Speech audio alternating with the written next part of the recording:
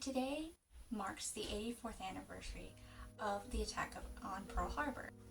So I thought today, with such a big anniversary in front of us, it would be fitting if we took a look at how Americans marked what they termed the Pearl Harbor tragedy in December 1945.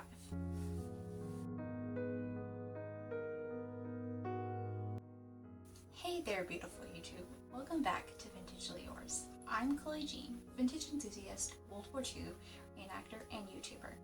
And today marks the 84th anniversary of the attack on Pearl Harbor.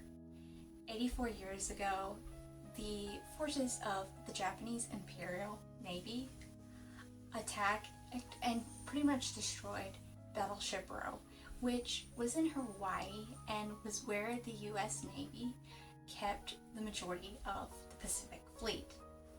So I thought today, with such a big anniversary in front of us, it would be fitting if we took a look at how Americans marked what they termed the Pearl Harbor tragedy in December 1945.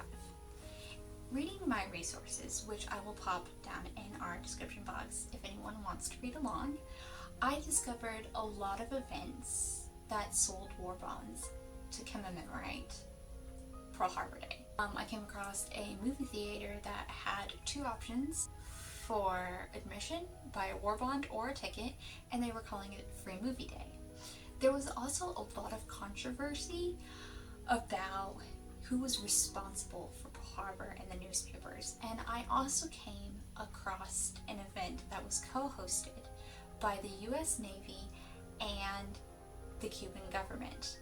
And we are about to go through the order of service for that memorial exercise, and I do want to say that I will be popping the pictures of the people I mention up here, and I do not speak Spanish, so I will write their names here or try to pronounce them as best I can, but I know that I'm going to butcher them, so out of respect for people who speak Spanish, I will write the names and organizations correctly on the screen for all of y'all to know. But in this order of service for this memorial exercise hosted by the US Navy and the Cuban government, it took place at San Carlos Hall, somewhere in Key West, Florida. The article does not mention the exact town, but it took place in that building and began with both the Cuban and the US national anthems, followed by an invocation by the Cuban Reverend Guillermo Perez and a speech by Raul Alpizar, who is the head of a Cuban organization that I will put the name of right here, just out of respect for Spanish speakers, because I do not want to butcher that. After he spoke, the Cuban Navy Band played Chopin's Funeral March. That was followed by an address by Representative Pandas, a member of the Cuban House of Representatives. Then American Gerald Saunders and Mary Sawyer played a moving rendition of Ave Maria on a violin and piano. The Cuban Navy Band followed with Angelus by Mecenat.